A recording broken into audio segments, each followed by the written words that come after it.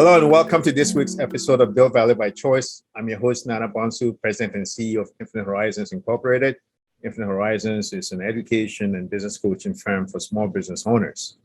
We have a free product for you, which you can get at bit.ly/productize ebook, PRODUCTIZE ebook 1. This week, we are going to be talking about the MassMutual 2022 Business Owner Perspective Survey.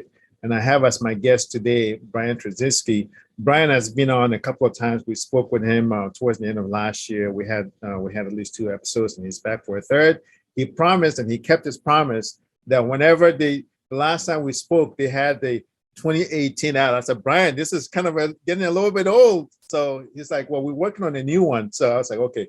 Do you promise that if the new one comes out, you're going to come back and update us on the new report? And he agreed to do it, and he's back. So welcome to the show, Brian. Really appreciate having you on. Hey, Nat, it's good to be back and glad to be sharing the new research with your folks. Wonderful. So I am going to read a little bit about Brian's bio. Brian has spent his entire career as a marketing professional in the financial services industry. He has been with MassMutual since 2006, serving as Director of Life Product Marketing, Regional Marketing Director, and currently is the Director of Business Market Development. In his current role, Brian is responsible for all marketing programs aimed at assisting the business owner marketplace, including research, educational content, strategic partnerships, and sales tool development. Prior to joining MassMutual, he spent 6 years with MetLife as a marketing manager in its life product, financial planning, and broker-dealer organizations. He has experience marketing to both the career agency system and independent distribution channels. He's recognized as a certified exit planning advisor, CPA, from the Exit Planning Institute.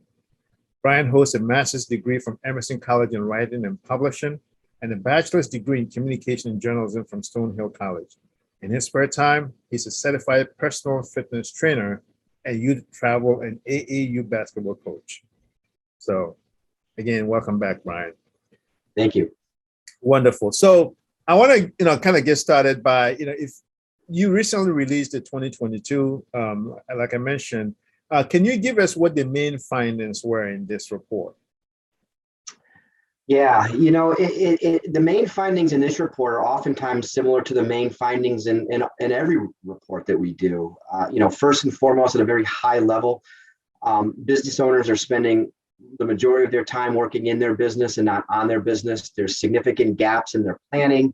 There's significant gaps in their documentation. There's significant gaps in their ability to fund their lifestyle when they exit their business. Another thing that's very consistent from survey to survey is that keeping key employees loyal to the business continues to be their number one concern when it comes to business planning. We see that every time we do the research. And I just really think it underscores the importance of business owners really having trusted advisors who can work with them, help them through these processes. Because the other thing we oftentimes see is that business owners will start the process of doing this planning, but they never see it through. And I think having advisors that can hold them accountable to that, having advisors who can help them understand how they can accomplish it in bite-sized chunks rather than being so daunting that it's just something that they never think they can get to, is really important. So you think one of the factors why business owners tend to struggle with long-term planning is just the sometimes the seemingly daunting nature of it? Yeah, I think there's a couple of factors. That one of the things that we find, and I'm sure a lot of your listeners do as well, when things are too complicated, things are too complex, too time-consuming, too daunting, business owners do nothing, right? And they just kind of run the other direction. But even kind of underneath that, the 3 most common sort of barriers to business owners doing this type of planning are, a lack of perceived need, right? The whole notion that, that's not going to happen to me, it's going to happen to the other person, or I don't need to think about that right now. That's something I got time to worry about. Lack of perceived resources. A lot of business owners think this type of planning is expensive. And they're so busy putting their time, money, and energy back into the business instead of what we call the 1% solution is really what business owners should be doing, is investing 1% of the value of their business in this type of planning. And so few business owners look at it that way. And then the last one's a lack of time. right? They're just so busy focused on what's coming next, making payroll, whatever the next strategic deliverable is, or product or service that they're bringing to market, that they just oftentimes deprioritize this. And that's often the main three reasons why we see business owners haven't seen the processes through. Yeah. So when it comes to this, lack of perceived need, lack of perceived resource, or lack of resource, perceived, lack of resources, and the lack of time. What advice, or what is some, beyond just, you making the case that, hey, having an advisor, an external person with an external view, who's vested in your success, helps you navigate through these things. Beyond that, what other tips do you have for business owners to invest in long-term planning, and what are, and how they navigate some of these roadblocks? I think there's two ways to look at it, Nan. I think the first way to look at it is from the perspective of the advisor, right? Because what business owners tell us that they want is they want a one-stop shop, right? They don't want to have to go to 4, 5, 6 different advisors to get done what they need to get to. They want that advisor that truly is the quarterback of their advisory team. And when they find that person that can bring the best thinking of all the other advisors together and sort of simplify it for the business owner, that goes a long way to helping them get over that inertia. I think from the business owner perspective, they really need to understand the impact that their business planning has on their personal planning. And in our research, they told us that 83% of business owners recognize that the two of them are interrelated, but yet 80% want to separate them. They want to separate the planning. So there's a disconnect between the understanding that, I definitely realize that how I plan for my business and the future of my business will impact my future financial and current financial position. They still don't want to do that planning together. And that kind of gets back to that whole making it more complicated and complex, I think, than it really needs to be. And I think when business owners can find that advisor that can do both things, look at the business and the personal from a similar lens, help them understand how one impacts the other, and look at it more from just the perspective of income, right? Because when we talk to business owners and we dig a little bit deeper to understand, well, tell us a little bit more about how the business and personal are interrelated. Immediately they say, well, it's the income that the business spits off. That's how they're related. And there's so much more to it than that, right? There's about how your exit strategy is going to impact your future income. It's how, God forbid, something unfortunate happened to you or one of your partners, what's going to happen to the continuity of the business, right? It's how we take care of our employees. So really kind of giving them a picture of not just the income that the business spits out, but in other words, how protecting the business can impact all areas of your personal financial position really goes a long way to overcoming that inertia. Now, you talk about exit strategy. Do you think, because I heard over the weekend, Magic Johnson, the basketball great, talk about how every business needs to have a 3 to 5 year exit strategy, every business. Do you see any gaps in terms of this understanding among business owners? Because a lot of business owners think of exit strategy as some kind of retirement, but that's not what it is. It's more of a business strategy more than anything else. Yeah. There's two ways to look at it, right? There's your vertical exit strategy, and then there's your horizontal exit strategy, right? Your vertical exit strategy is when you walk out of the business on your own. That's that whole retirement, area that you were talking on. But then there's also the one that, again, God forbid something happens and you're forced to leave your business, whether it's due to a death, a disability, some sort of departure that was unexpected. And when we look at our research, business owners don't have a lot of the documentation in place to do these sorts of things, right? So a buy-sell agreement, let's talk about the horizontal first, the unexpected, right? Only about 32% of business owners told us that they have a buy-sell agreement in place, right? When you've got multiple partners, you've got to have a buy-sell agreement in place, because you have to have a document that's going to stipulate how the business ownership is going to transfer when there's a triggering event, right? That death, disability, divorce, departure, those types of things. But even going a little bit deeper beyond having the document itself, many of these documents aren't funded, right? So we see far too many times when there's an unfortunate or an unforeseen transition that happens in a business, there's no money to fund that buyout. So those buyouts occur when you've got to buy out a surviving estate or a surviving spouse from cash flow from the business. And that can put tremendous strain on the business itself and its ability to continue when that death or disability occurs. So having that buy-sell agreement is really vital. And unfortunately, only a third of folks have it. When we talk about sort of the vertical exit, right, when you exit on your terms, right, when you're going to retire, this whole idea of succession planning continues to be something that business owners just aren't giving enough attention to. So in our research, 35% of business owners have started the process of developing a succession plan. Now, anybody who's gone through this knows that this is not a singular one and done event. There's a lot of things that go into building a good succession plan, right? You've got to understand your future income needs. You've got to select the appropriate exit strategy. You've got to train and groom successors. You've got to research different buyers, right? You've got to build a management team.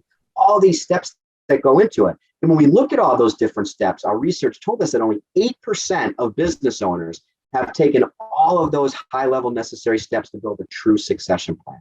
So business owners just kind of wake up one day and decide, you know what, I think I'm ready to go do something else. But they haven't put all those steps in place that's going to ensure that they've built a transferable business, one that's going to be sellable and one that's going to be successful when the next generation or ownership team takes over.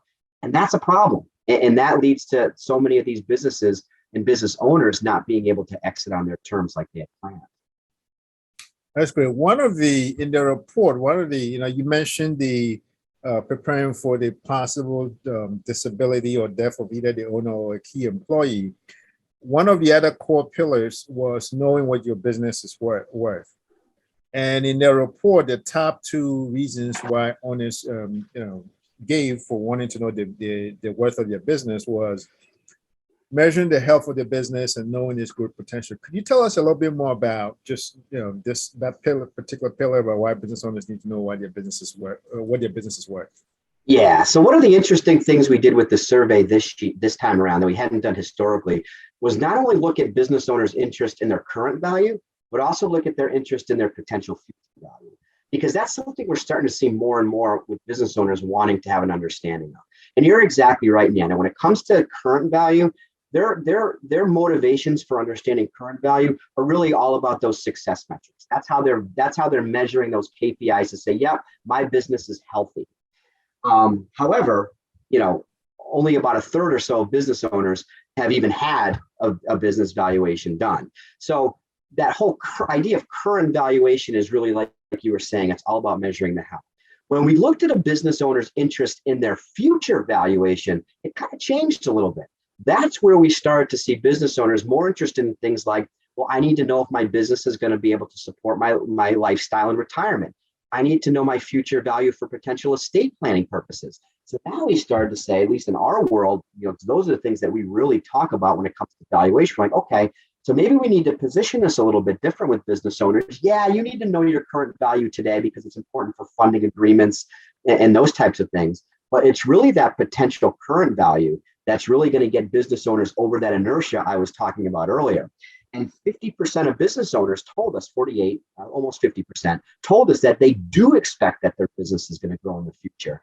And 57% said that growth is going to happen by strategically improving the operations in their business. So not through mergers, not through acquisitions, it's business owners really kind of digging into the operations of their business, understanding where their deficiencies are and fixing those problems. So that was music to our ears because that's exactly how we positioned it. Now the question is are the business owners going to follow through on that? Because that's the right strategy. But again, what I think remains to be seen over the next 5, 10, 15 years as these baby boomers start to get ready to transition, are they really going to dedicate that time and resource to improving their operations so they can A, maximize their value when they're ready to exit, and B, truly build a sellable or transferable business? What are some of the key factors in determining the value of a business? Well, we always like to say that 80% of a business's value is tied up in intangible assets, right? It's not the hard assets. It's not your plant, your property, your equipment. That makes up about 20% of your value.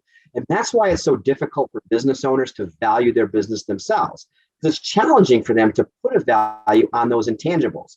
And my friends at the Exit Planning Institute put those intangibles into what they call the four capitals, right? Your structural capital, that's your documentations, your patents, all your trademarks, basically the manual of what you do, statements of work, et cetera, that make your business unique. There's also your human capital, right? That's your employee, your management team, those people that make your business run every day. Your social capital, right? That's your reputation, that's your brand, all those things that people in the community expect of you. And then finally, your customer capital, right? How likely are your customers going to be repeat customers? How likely are they going to refer new customers to you? So that all those things make up 80% of a business's value. And when a potential acquirer comes in, that's what they want to see. They want to see businesses that have strong customer, human, brand and social capital, because that's essentially what there is going to predict the business's ability to generate future revenue and profit. The equipment that you have out on, in the back lot, or the inventory that you have sitting on the shelf, that's not an indicator of potential future growth. Those four capitals are. Yeah, no, that's a great point. Now, when it comes to this future value and the growth potential, and them, wanting to scale their operations, and the fact that a lot of times, you're curious about whether or not they're going to follow through. Is that where, like, having the advisor also kind of helps in terms of helping, like, hold them accountable, or just helping facilitate the conversations with other advisors, whether it's the when it comes to the estate planning and among other things? Yeah, absolutely. Because there, like everything, there's steps to that process as well, right? The first thing you have to do is an assessment of your business, assessment of your current value, assessment of the value drivers, right? There are things in your business, levers that you can pull as a business owner that will increase your value, as well as things that maybe you don't have in your business that will detract your value, right? So understanding those value drivers is key in doing an assessment. Then the next thing you have to do is de-risk, right? There's no point in investing time, money, and energy in growing the value of your business if you have all this exposure, right? Because you're never going to truly realize that enhanced value. Because again, an acquirer who comes in and looks at your business, they're going to make you an offer based on how risky it is for them to acquire that business. And the less risk you have in the business, the higher the multiple you'll realize. So de-risking the business is the first thing. And examples of de-risking the business, are not things like not having, agreements in place, not having the right funding in place, the business being exposed to losing key employees, not having reoccurring revenue models and being reliant on one customer, right? Those types of risks have to be shored up. And then the next step is to say, okay, well, now I've made the decision that I'm going to keep this business, I'm going to grow this business, and then taking the necessary steps to improve on those value drivers that are impacting your value. And then you can maximize your value and hopefully achieve that multiple that you want when you're ready to exit. And how does those factors become even more important in the either depending on your perspective, whether it's post-pandemic or for some people we're still going through the pandemic, and even the recession. Some people think we are, some people think it's coming, right? So how does that even kind of get accentuated in this kind of conditions that we're going through right now? Well, I think right now, a lot of it stems around supply chain, right? I think a lot of the things that we're seeing right now with businesses is, whenever there's, the thing about owning a business is most of the time when there's a pandemic or there's a disaster or there's something that happens that's going to impact the business, the problems that were already in the business just get exacerbated. Right? These issues inside the business didn't just happen because of the pandemic. They probably were always there, but they weren't really noticeable because we weren't in a situation where there was a recession or a disaster or a pandemic. Right. So what I think this underscores for business owners, kind of getting back to that, strategically improving the operation of the business, you shouldn't just really do that because you want to increase the value of the business, where you absolutely should. That should be a main reason. But you also should do it so that you recession-proof or pandemic-proof or disaster-proof your business. Because that's when you're going to see things like supply chain issues. That's when you're going to see a lack of supplier diversification or a lack of customer diversification. That's when you're going to see those things really rear their ugly heads. is in times like this when there's issues.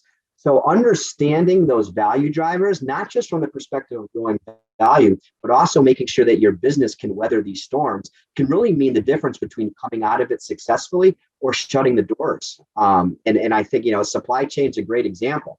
Most of these issues with the supply chain, I'm even talking on a macro level, not just at a small business level, the supply chains were already brittle, right? And what we're seeing now with all these issues is now that it's really becoming an issue. And one of the things to always keep in mind, especially as a small business owner, your employees are critical to that supply chain. So kind of getting back to that idea that keeping key employees loyal is a major concern of business owners. That really should hold a lot of water for business owners, because one of the best ways to be able to deliver on the goods and services that you've promised your community is by having a good, strong group of employees, management team that can deliver on that promise. Yeah. Now, in the report, there was also a couple of different traits that businesses use when or display when they are making decisions about their business. Some of them are more like, current based, like, whether it's, profit or, want to be able to fund some things. But I believe their report also mentioned that there's less emphasis. They mention it, but they don't focus on it as much, when they're making decisions about the business. And that is exit, value, legacy, those kind of traits. Do you have any sense of why, based on the information that you have, why that's the case? So there's really two ways that a business owner becomes a business owner, right? There's sort of internally motivating factors, and there's kind of externally motivating factors. And what we found in our research is that most business owners are business owners because of those internal factors. And kind of giving credit to our friend John Whirl over at Value Builder, right? He classifies those internal factors as sort of the mountain climbers, the freedom fighters, and the craftspeople, right? The craftspeople, the people that have a passion for their trade, they love what they do, they love their work, and they want to do that for their life, right? The mountain climbers are the ones that are all about cash and success, the serial entrepreneurs, if you will. And then the freedom fighters are those that, want to be their own boss. They want to have that lifestyle of freedom and of owning a business and that sort of thing. So most business owners fall into one of those three camps.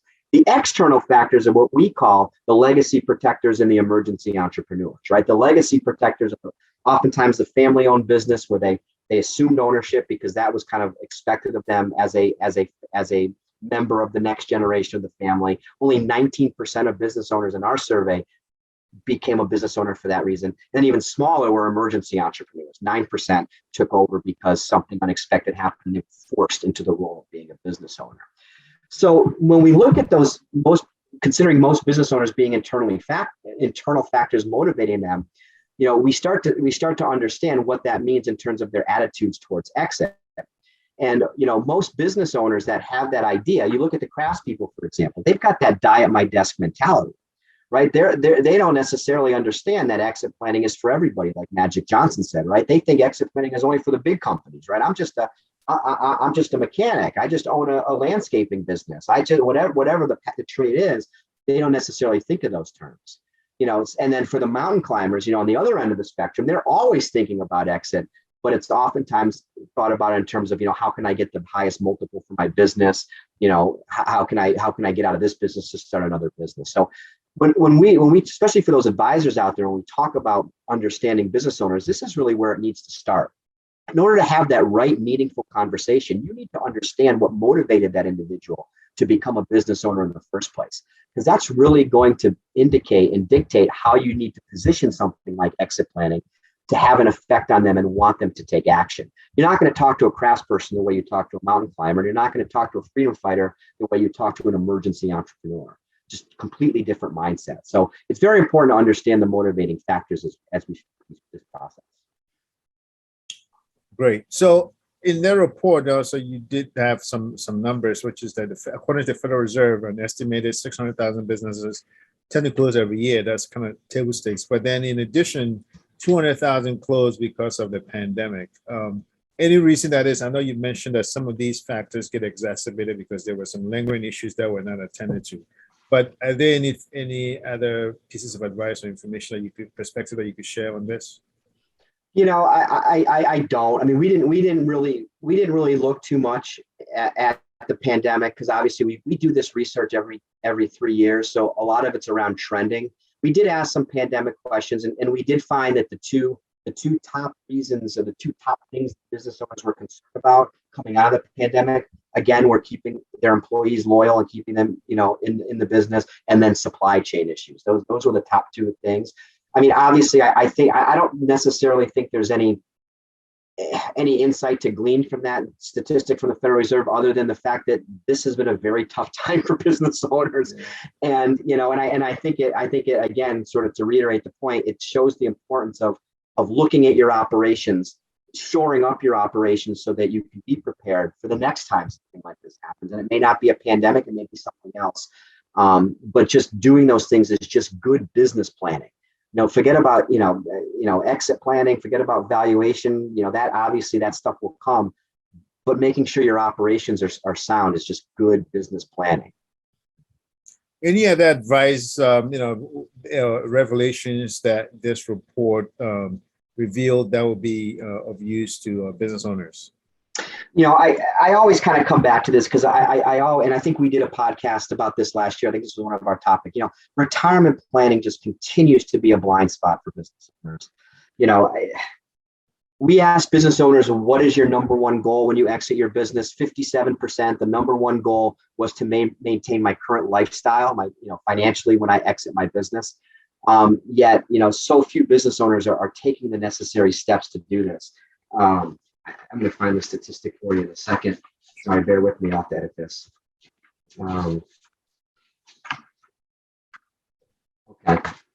So, I talk a lot about this idea that the business being their lifestyle and their business being their baby, right? And 62% of business owners said, you know what, I'm concerned about missing my role when I exit my business. And 60%, almost the same exact amounts, that I would exit sooner if my financial security were assured.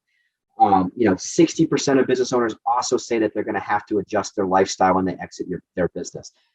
This is a problem. And when we take it even a step further and realize that 65% of business owners have less than $500,000 saved in their retirement accounts, these folks are really reliant on their business to fund their retirement. So when we talk about value growth and future value and strategically growing the value through their operations, when the business is going to be your retirement, you better make sure that you're going to sell your business for the highest multiple possible, or you really won't be able to realize that retirement goal. The other option would be, and we always tell business owners that this is a sound option, is that you need to start growing the value of assets outside your business. Don't have your business be your source of retirement. So, we hear time and time again, they want to maintain their lifestyle, but, the reality of it is, unless they're doing the right planning, unless they're growing the value of their business, they're saving money outside the business, they're accumulating assets outside their business, it's hard to imagine that that's going to be a reality. And it's really sad when you consider all the blood, sweat, and tears business owners have put into growing successful businesses to not be able to reap the rewards of that when the time comes for them to leave. So, I always like to say, don't let retirement planning be a blind spot. Address it. The sooner you address it, the more options you're going to have. And don't have the business be your sole source of retirement income. Diversify and save in other places. Wonderful. Well, thank you so much, Brian. We really appreciate your insight. Again, this is the third in the series with Brian. Brian is always a wealth of knowledge, and we appreciate you coming on and giving us the insider's view of this report. That's been very helpful. I learned a lot, and I hope our audience got a lot out of it as well. How do people get in touch with you, or MassMutual if they want to kind of learn more? Yeah, my pleasure, Nana. Thanks for having me. And we only scratched the surface to the findings from this research today. Obviously, time is limited, but if you're interested in seeing the whole executive summary, we do have it out on MassMutual.com. The 2022 Business Owner Perspective Study, you can find it on our website. We also have a series of blog articles that dive a little bit deeper into a lot of these topics that we were talking about today. So definitely encourage you to check those out on MassMutual.com as well. And if you're interested in discussing any of these topics as a business owner, or want to meet with somebody who can address these and help you understand them a little bit more, feel free to contact a financial professional on MassMutual.com as well. But it's truly been a pleasure. I love sharing these insights. I think it's so important to understand the mindset of business owners. And I think the more conversations we can have about these topics, the more secure and the better futures we're going to be able to provide, not only for the continuity of the business, but also the future lifestyle of the business owner and their family. So happy to share these insights with you and look forward to maybe doing it again sometime. Yep. Yeah. No, you're doing the Lord's work, because I mean, if you impact one business owner, you impact the whole community and the whole nation. So that's a wonderful episode that we just had.